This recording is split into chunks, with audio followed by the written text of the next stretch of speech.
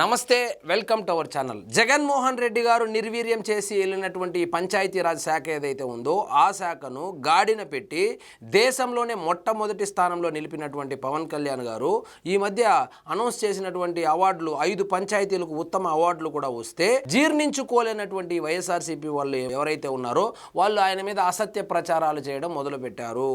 అందులో భాగంగానే బూతులు బాగా తిడుతాడు, మార్ఫింగ్లు వేస్తాడు, అదేవిధంగా మొన్నెప్పుడు హోటల్లో కూడా గొడవ పడినట్లున్నాడు, గొడవలు బాగా పడతాడనేటువంటి ఉద్దేశంతో ఏదో ఒక పదవి ఇచ్చి నాగార్జున యాదవ్ అనేటువంటి ఒక వ్యక్తికి ఒక పదవి ఇస్తే ఆయన ఇప్పుడు పార్టీకి న్యాయం చేయాలి కాబట్టి, ఆ పదవికి న్యాయం చేయాలి కాబట్టి నోటికి వచ్చినటువంటి పోస్టులు పెట్టాడు పవన్ కళ్యాణ్ గారి మీద.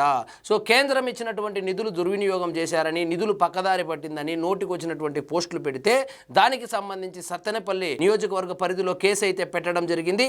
ఈ కేసులో సో నాగార్జున యాదవ్కు నోటీస్ ఇస్తారా, మరి అరెస్ట్ చేస్తారా తెలియదు కానీ సో మొత్తానికైతే కనుక నాగార్జున యాదవ్ నోటికి తాళాలు వేసే దిశగా పోలీసు శాఖ వాళ్ళైతే వ్యవహరిస్తూ ఉన్నారు.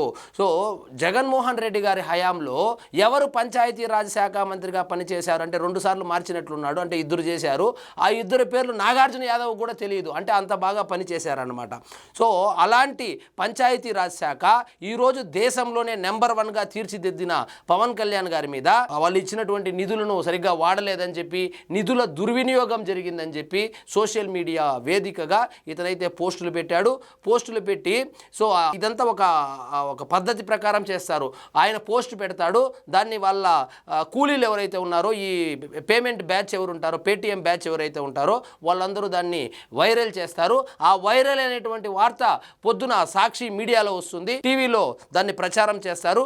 టీవీలో వచ్చినటువంటి వార్తను మళ్ళీ న్యూస్ పేపర్లో వేసి రుద్దుతారు. సో ఒక అసత్యాన్ని ఒక సత్యం చేసేటువంటి విధంగా రుద్ది చెప్పి ఒక అసత్యాన్ని సత్యం చేయాలనేటువంటి ప్రయత్నం అయితే చేస్తారు. ఇది గత సంవత్సరాలుగా అంటే వైఎస్ఆర్సీపీ పార్టీ పెట్టినప్పటి నుంచి ఇప్పటి వరకు వాళ్ళ దినచర్య అదే అయిపోయింది. సో ఈ ఓటమి నుంచి ఏమైనా నేర్చుకున్నారా అంటే అది లేదు. సో ఇలాంటి అసత్య ప్రచారాలు చేస్తేనే కదా ప్రతిపక్ష హోదా కూడా కోల్పోయింది. సో ఓటమి నుంచి పాఠాలు నేర్చుకోకుండా అదే పాత చింతకాయ పచ్చడి స్ట్రాటజీతో ముందుకెళ్తా ఉన్నారు.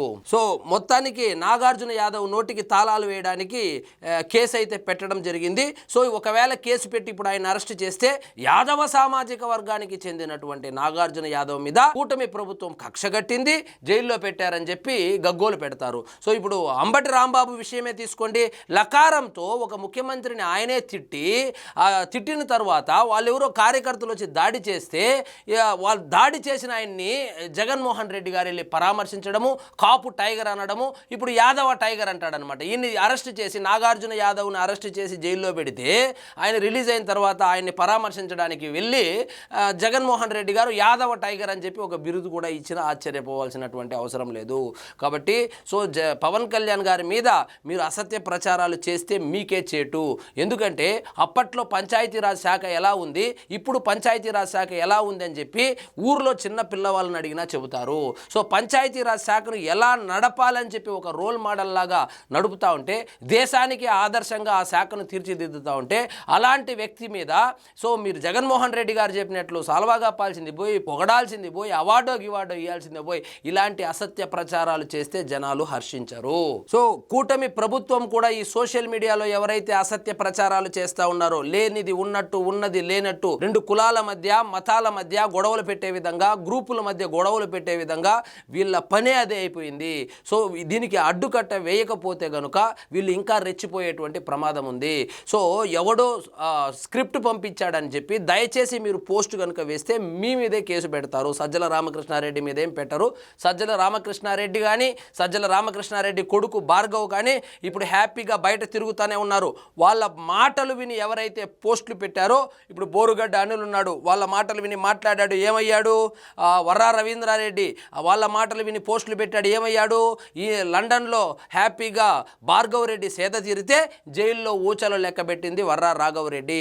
కాబట్టి సోషల్ మీడియాలో ఏదైనా పోస్ట్ పెట్టినప్పుడు దాని నిజమా అబద్ధమా, అది నిజంగా ఎక్కడి నుంచి, సోర్స్ ఎక్కడి నుంచి వచ్చింది, ఆ విషయాలు కనుక్కొని నిజమైతేనే పెట్టండి. అనవసరంగా ఏదో తాడేపల్లి ప్యాలెస్ నుంచి స్క్రిప్ట్ వస్తూ ఉందని, లేదా ఎవరో నాగార్జున యాదవో, లేకపోతే ఆమె ఎవరు యాంకర్ ఉంది ఆమెనో, లేకపోతే రోజానో, వీళ్ళు చెప్పేటువంటి మాటలను మీరు కనుక నిజమనుకొని కనుక పోస్టులు పెడితే పోలీసులు చూస్తూ ఊరుకోరు. కేసులు పెట్టిన తర్వాత మళ్ళా జైలుకి వెళ్ళిన తర్వాత కులం కార్డు వాడితే ఉపయోగం ఉండదు. మీరు జైలుకు వెళ్ళిన తర్వాత మిమ్మల్ని ఎవ్వరూ పట్టించుకోరు. దానికి ప్రత్యక్ష ఉదాహరణే బోరుగడ్డ అనిల్. బోరుగడ్డ అనిల్ అధికారం ఉన్నప్పుడు రెచ్చిపోయాడు, ఇప్పుడు ఎక్కడున్నాడో కూడా ఎవ్వరికి అర్థం కావడం లేదు. శ్రీరెడ్డి మీకన్నా ఎక్కువ ఎగిరింది, ఈ నాగార్జున యాదవ్ కన్నా ఎక్కువ ఎగిరింది అధికారంలో ఉన్నప్పుడు, ఇప్పుడు కనుమరుగైంది. సో నాగార్జున యాదవ్ పరిస్థితి కూడా అంతే. కాబట్టి దయచేసి ఆ తాడేపల్లి ప్యాలెస్ నుంచి వచ్చేటువంటి స్క్రిప్ట్ ఏదైతే ఉందో స్క్రిప్ట్ని గుడ్డిగా నమ్మి పోస్టులు పెడితే పోలీసు కేసుల నుంచి తప్పించుకోలేరు. కాబట్టి జాగ్రత్తగా వ్యవహరించండి. సో ఇదండి ఈరోజు మన టాపిక్. మీకు ఈ వీడియో నచ్చినట్లయితే లైక్ చేయండి, షేర్ చేయండి, ఛానల్ మాత్రం సబ్స్క్రైబ్ చేసుకోవడం మర్చిపోవద్దు.